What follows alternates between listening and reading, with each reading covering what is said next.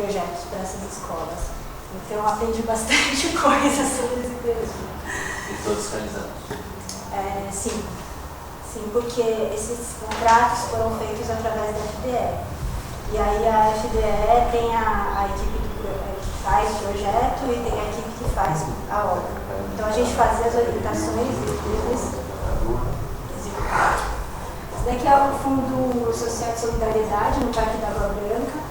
O projeto foi construído em 1927, a gente fez o projeto para acessibilidade, restauro desse prédio principal e uma adaptação de um outro prédio que é desse mesmo conjunto, que fica lá no fundo do parque. Os usos são muito legais, são escolas de costura, de cabeleireiro, de manicure, de moda, de tricô, de não sei o que. Eles fazem, tem uma escola de padaria, um espaço de idoso, tem vários usos bacanas. Aí a gente fez o projeto para acessibilidade e restauro para 11 deles. Esse projeto aqui começou em 2011 e 2012. E aí esse daqui também começou em 2012, é o MEC. Esse daqui, acho que a gente pode dizer que ele nasceu um monumento, porque houve toda uma história para que fosse assim. E ele foi inaugurado em 45, e em 47 ele foi tombado.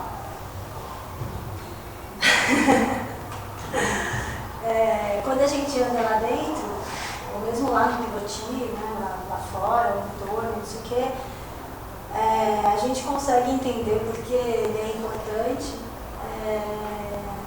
e não dá para acreditar que lá, em 1937, pensaram em como fazer todos os desenhos de janela, de porta, de maçaneta, de relógio, de cinzeiro, de piso, de parede, tudo, porque não existia nada disso.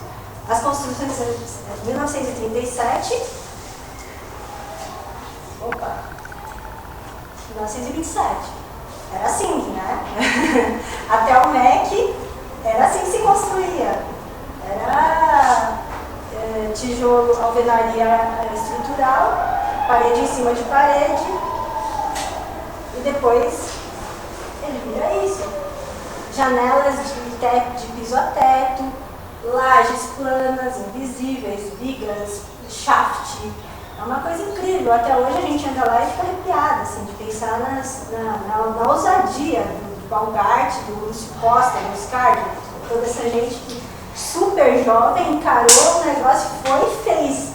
Não é uma coisa que você imagina e ela fica no papel. O cara vai lá e faz, e mostra que dá pra fazer, ele fica de pé, não cai, e sob ataques e sob elogios, deve estar lá.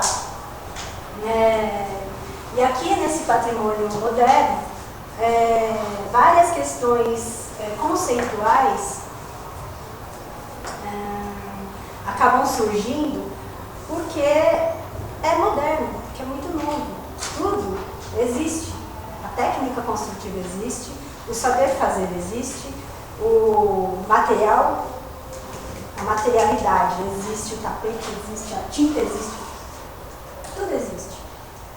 Mais ou menos como é feito hoje. Então, o patrimônio moderno, ele é peculiar nesse sentido, porque você começa a questionar assim, o piso de todas as lajes planas, né, é revestido com forno, que é um piso de linóleo, base de juta, e ele parece como chama? Paviflex de manta. Você não vê junto, assim, é liso, lindo. Industrial, ele já foi substituído em 1990, na obra de 1990 inteiro, e atualmente ele passa por uma nova necessidade de substituição. Então ele vai ser substituído. Esse tapete foi desenhado pelo Oscar Niemeyer. Capanema Prisioneiro, Lúcio Costa, Rodrigo, Andrade, todo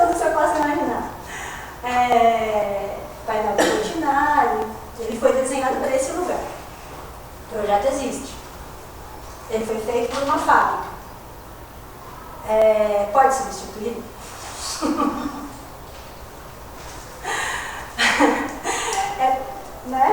Tudo bem, ele é uma peça única, mas ele nasceu para ser tapete. Ele não nasceu para ser pendurado.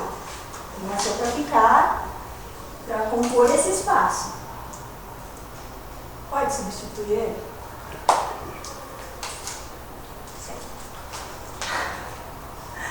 Então, é assim,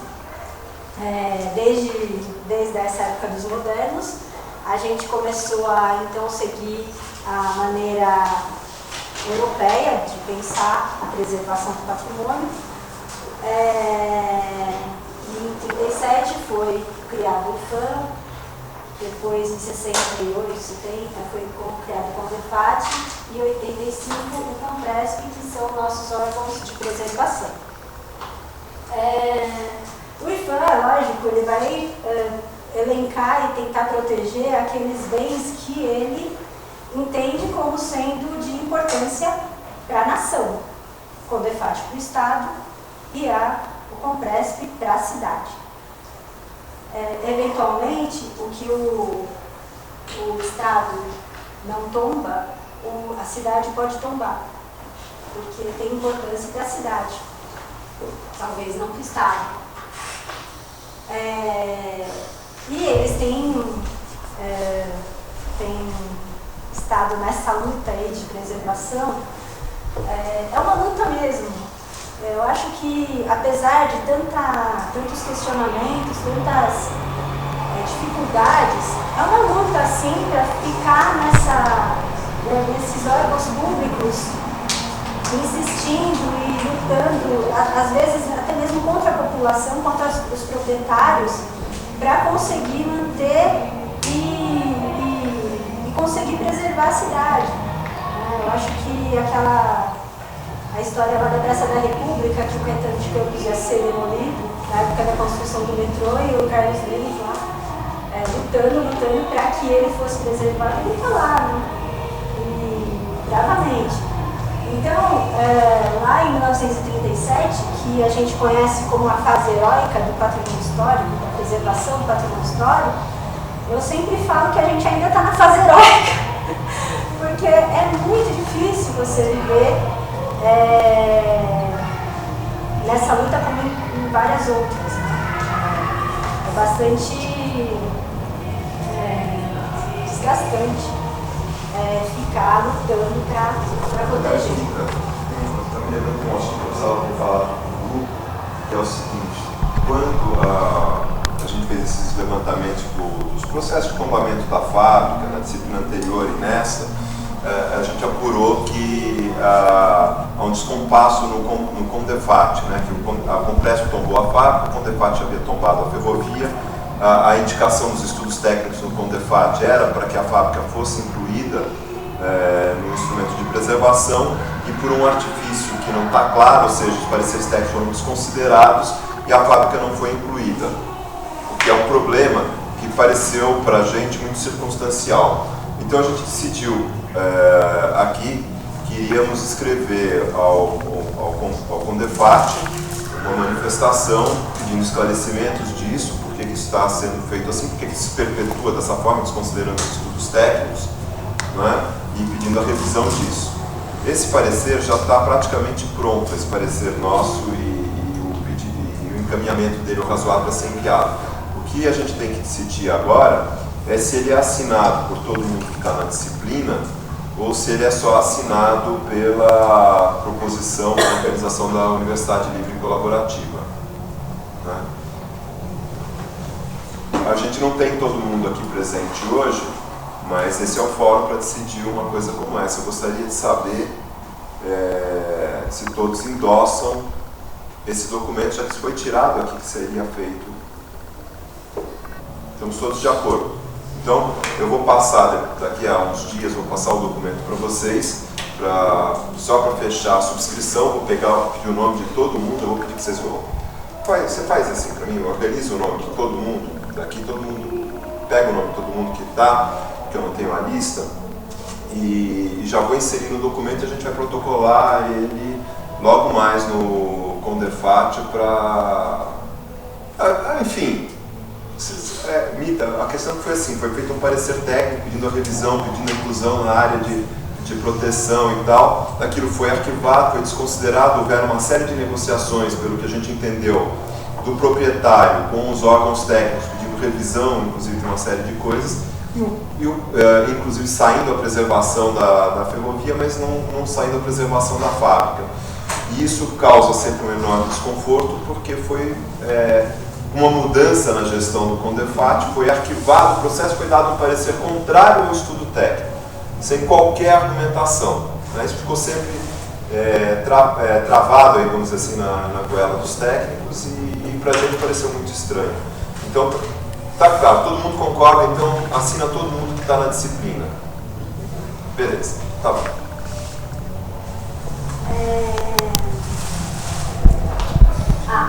Então acho que agora uma questão bastante oportuna para esse grupo é que todos os projetos de restauro, praticamente, atualmente, não seguem esse manual de elaboração do programa Monumenta, que ele é disponível na internet, todo mundo pode ler e aprender como é que faz o projeto de restauro. Eu acho que é bastante rico que todo mundo conheça, sendo arquiteto ou não. Eu acho que é um conhecimento que é bacana esse ter. Para resumir, o que pede o Monumenta, eu vou apresentar alguns exemplos de projetos que a gente já fez lá no escritório, o que quer dizer essas coisas aí que o Monumenta pede no manual. A primeira coisa, claro, que é essa parte de levantamentos, é um conhecimento do bem, seja histórico, iconográfico, história oral, na tentativa de montar a cronologia construtiva, que é você saber em que fases que foram construídas tais coisas.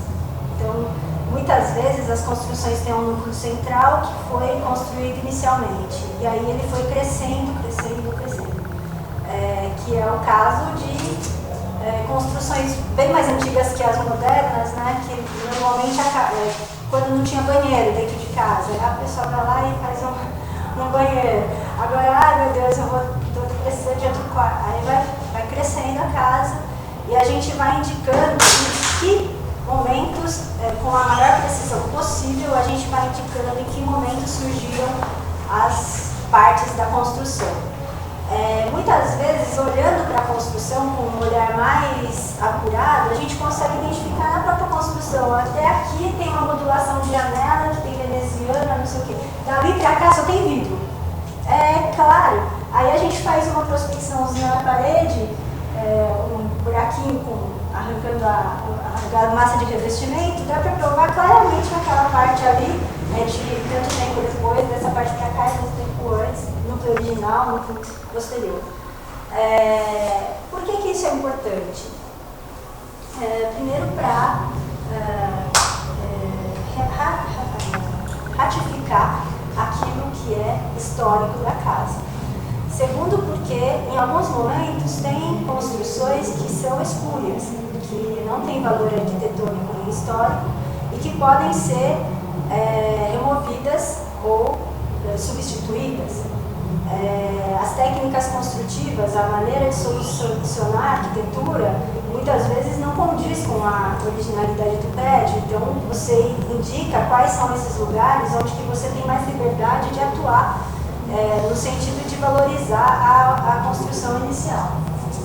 Daí a gente faz um levantamento fotográfico sistemático, lá de longe, o que ele significa na paisagem, vai se aproximando em torno, no imediato, depois há um lote, como que é, como ele está inserido no lote, qual que é a relação dele com os vizinhos, a altura, a largura, não sei o quê, ambiente por ambiente, piso, parede, fogo, elementos decorativos, luminária, elementos integrados, tudo o que tem no prédio, rodapé, soleira, materiais, aí depois fotografa tudo, indica isso na planta, de onde que está tirando essas fotos, de quantos são essas fotos, fica tudo documentado. Aí a gente faz o levantamento do altimétrico, que acho que aqui já tem o modelo. Olha, ficou tudo falhadinho. Ele não é assim não, viu? Foi um bug que deu aqui. É uma planta de topografia, o levantamento planialtimétrico, que é onde a gente começa a ter as medidas da construção e dentro desse levantamento a gente faz o levantamento médico arquitetônico com as medidas cruzadas. A gente pega daqui, desse canto até ali, depois abrir até ali para pegar os ângulos corretos da construção. Aí a gente pega todos os pés direitos, os acessos, as instalações existentes, assim, o máximo de informação que conseguir no menor tempo possível.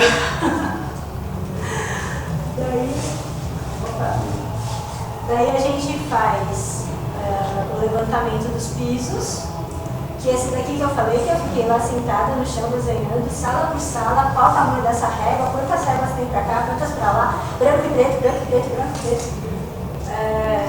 Aqui em cima que tá aquela cúpula,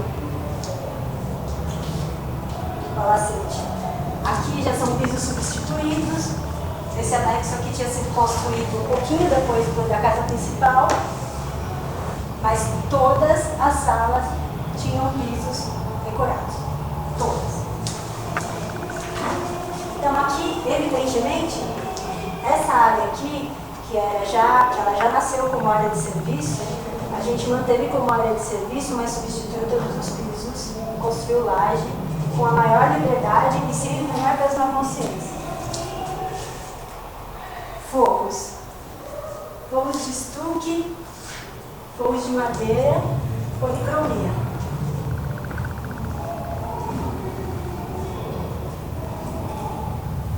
Aí a gente vai para o levantamento histórico, bibliográfico, documental, iconográfico, tudo que a gente consegue encontrar em acervos, bibliotecas, entrevistas, tudo, e esgota essa parte de documentos, porque ela também ajuda a subsidiar aquilo que você vai dar para o projeto. As prospecções pictóricas. Olha, eu coloquei a prospecção é você tirar uma camada de pintura com bisturi cirúrgico. Então você vai lá, faz um quadradinho, tira a primeira camada. Depois faz outro quadradinho e tira a primeira e a segunda camada. Até chegar na argamassa de revestimento. Para quê? Para saber quais eram as cores originais, que tipo de tinta se usava. E se, em alguns casos, dá para saber quais são os cômodos mais novos, porque uma tem 14 camadas, a outra só tem 7. Aí você descobre que aquele cômodo nasceu, sei lá, 30, 50 anos depois. É uma coisa bastante comum. Em alguns casos é necessário um laudo estrutural. Então a gente contrata uma empresa que faz essa vistoria, faz os cálculos todos. Esse daqui é o do MEC, que por sorte, não por acaso, né? A gente tinha todo o projeto estrutural original, que é lindíssimo, é fantástico, é muito ousado. E o engenheiro ficou pirando quando ele viu o projeto original inteiro. Aí o que ele fez? Ele recalculou toda a estrutura do prédio inteiro com essas formas e armaduras que constavam no projeto. E ele fala assim, hoje em dia, isso daqui, nada do que está construído é permitido, porque está tudo fora da norma. Mas o prédio não tem uma trinca estrutural e isso é uma dádiva, é quase um milagre. Então, pensando nos arquitetos, principalmente pensando só, o primeiro projeto de pesquisa que eu fiz, eu estava trabalhando na Secretaria de Cultura, no Museu do Teatro, e a gente ia fazer uma exposição sobre os teatros distritais, que é o Palmeirol, o Ramos e tal, e fui fazer a pesquisa dos teatros. Ao encontrar a pesquisa do teatro, ao começar a fazer a pesquisa sobre o teatro, não se sabia nada daqueles teatros. Na hora que eu comecei, não se sabia, não se tinha certeza de quem eram os autores dos teatros. Claro que hoje sabe mais do que... Então eu comecei a pesquisar, fui procurar documentação antiga. Uma das coisas que eu apurei foi o momento em que eles foram feitos, que colocava uma série de questões. E eles estavam ligados a uma coisa que chamava Comissão do Convênio Escolar em São Paulo, que é o momento em que esses prédios antigos que você vinha falando, muda a uma dotação de verba pública para a construção escolar em São Paulo, e é introduzido através do Hélio Duarte o projeto moderno de construção escolar em São Paulo. Então ele é um processo muito importante. Aí eu entrei dentro da pesquisa para contextualizar aquilo. Uma pesquisa que foi, naquele momento, pioneira sobre esse assunto, e aí eu descobri onde estava em Edif, de tanto ficar fuçando, eu descobri as plantas originais do projeto, de alguns dos projetos. Eu descobri em Edif, nossa, Edif tinha um patrimônio de plantas originais da construção pública inacreditável, tudo estragando, e que tinha um funcionário antigo lá que guardava, escondia às vezes na mapoteca para ter. Durante alguns anos eu com o Alexandre Derijaikov, que é o autor do Céu, a gente fala, tem que proteger aquele negócio. Eu consegui a Rosana, que agora a professora, fez um projeto em cima das plantas de Edif. É um acervo do ponto de vista da construção pública, sobretudo desse momento da construção pública em São Paulo, extraordinário, que passa por várias injunções políticas e tal. Ao pegar a planta do projeto, peguei as plantas de estrutura do projeto, né? Que é uma coisa que os arquitetos às vezes não analisam muito os projetos. Eles vão estudar as obras de arquitetura pelo seu aspecto plástico, pura e simplesmente, e não por todo o seu processo de concepção. Ora,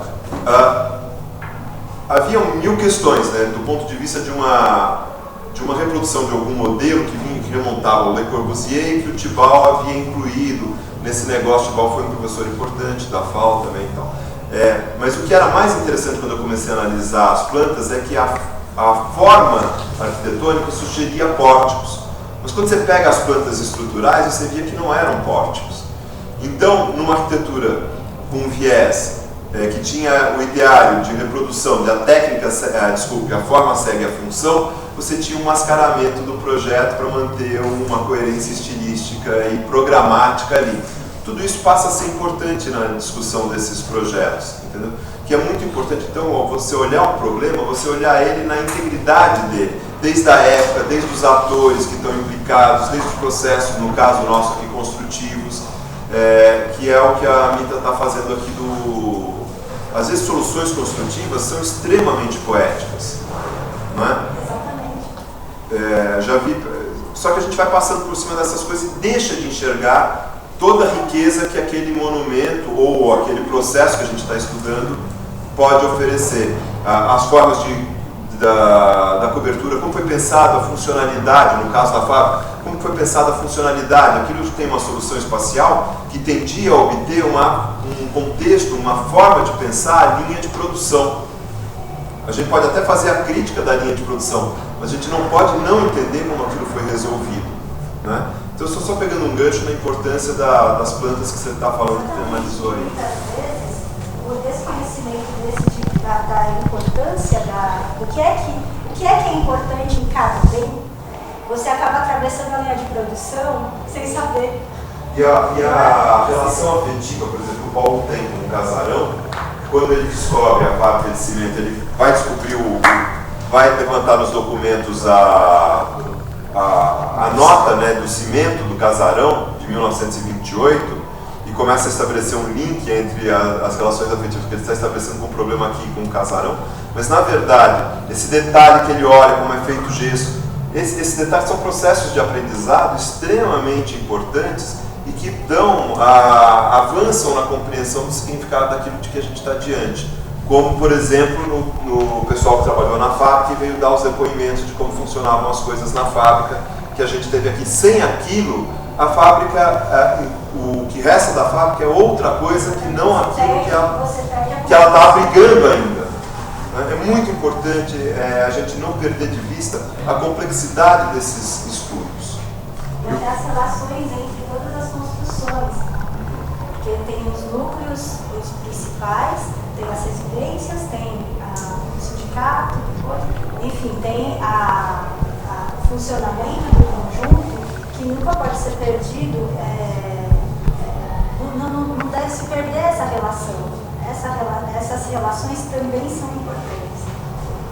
Já que estamos entre nós, que o Gabriel não está presente, né, é absolutamente extraordinário, né, que a gente seja obrigado a seguir o manual do monumento, mas por tombamento o Congresso não tem que fazer isso. Quer dizer, então uma das minhas brigas com o Walter Pires, eu digo para ele, cadê?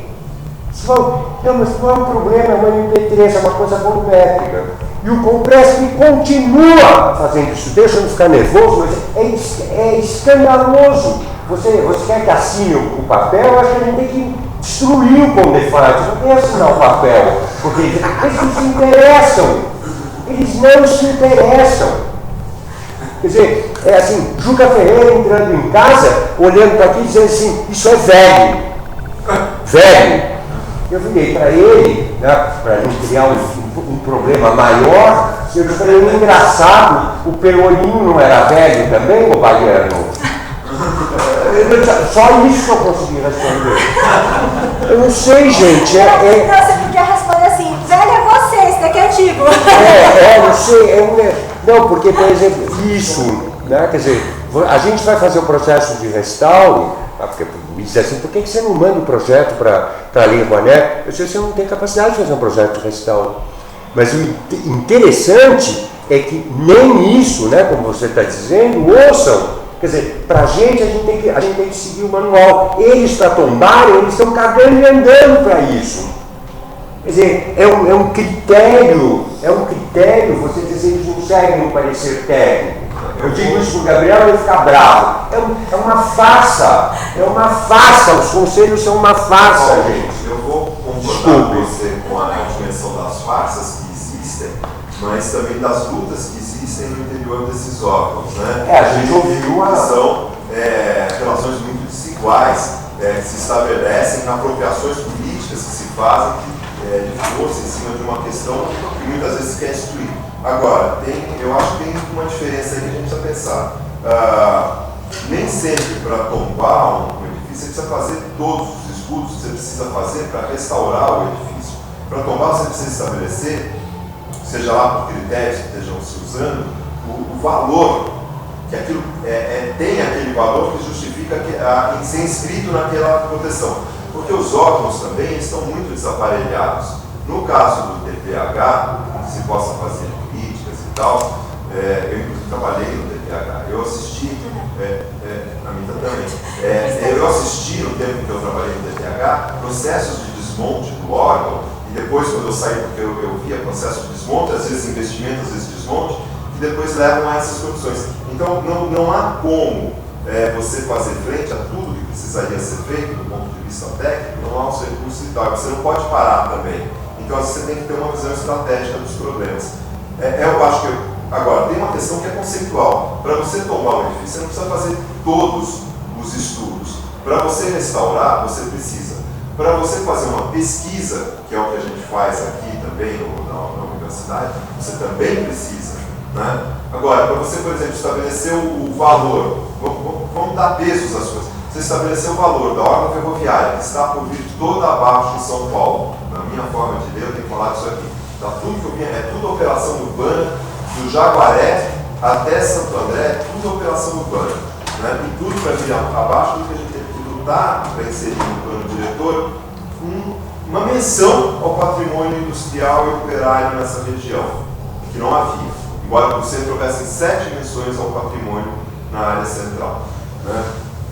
E tudo está feito então na contabilidade. É claro que a gente não teria a possibilidade de fazer um estudo exaustivo, nem seria necessário fazer um estudo exaustivo de cada objeto e tal. Você precisaria estabelecer o valor histórico e aí forçar uma outra leitura de política pública e política urbana e de patrimônio nesse local e depois começar os estudos pontuais. Então a gente tem que ver a cada caso a situação.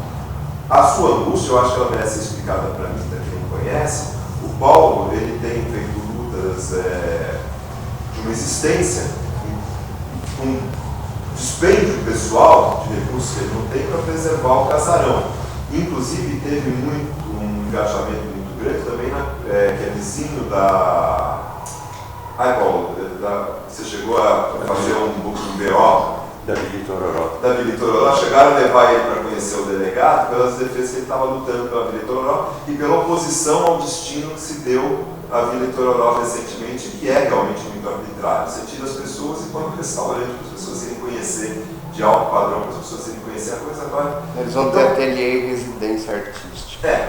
Mas o grave é que a solução é que você tira as pessoas, em vez de discutir todo o conjunto dos significados que está ali, e uma pessoa que faz a defesa, então é posta, eu vou usar isso porque tem uma coisa grave que precisa ser falada. Você pega uma pessoa que está denunciando o processo e manda visitar o delegado, conhecer o delegado. Né? A gente está tendo agora, exatamente nesse momento, eu conheço uma pessoa que você conheça, talvez mais alguém conheça, a Sônia Bergman, que é uma historiadora argentina que trabalha com a história, sobretudo com a história da paisagem, paisagismo na Argentina com patrimônio. Ela se opôs a uma ação do governo que desconfigurava, se eu não me engano, a Recoleta, lá que é um... Puta, sabe, não precisa... Qualquer um que conhece patrimônio, história argentina, sabe o que é o lugar. Ela se opôs à desconfiguração fiscal e está sendo processada agora pelo governo argentino, porque ela inviabilizou o projeto, ela está sendo processada em milhares de dólares.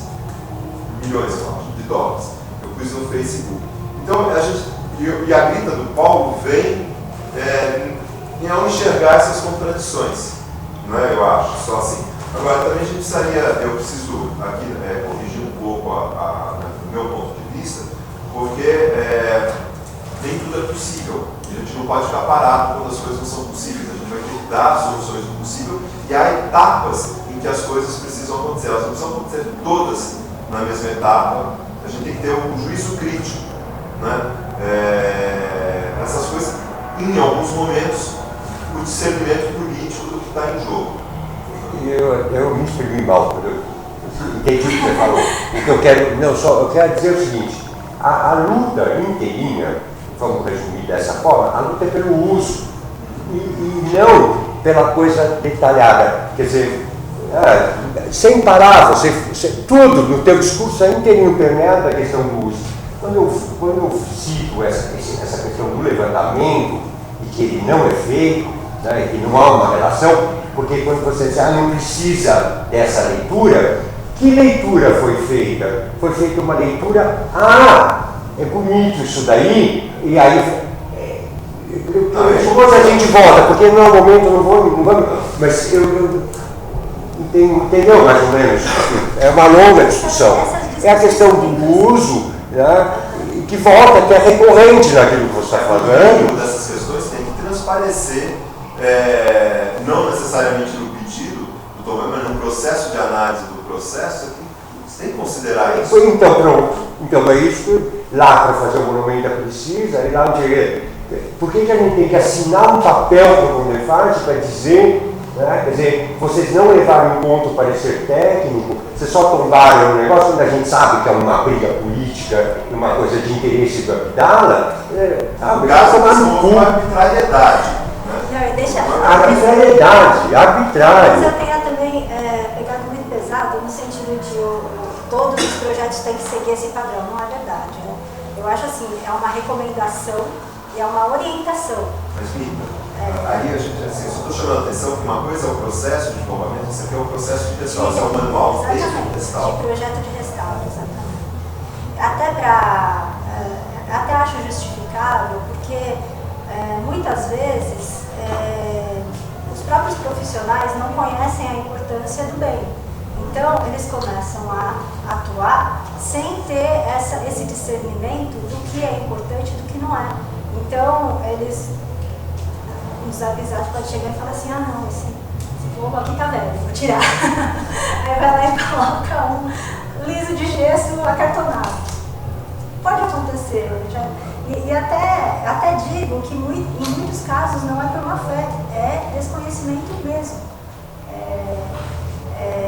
Não dá para você julgar as ações das outras pessoas dessa maneira, sem saber, mas em alguns casos a gente vê, por exemplo, no Palacete tem um corredor que é de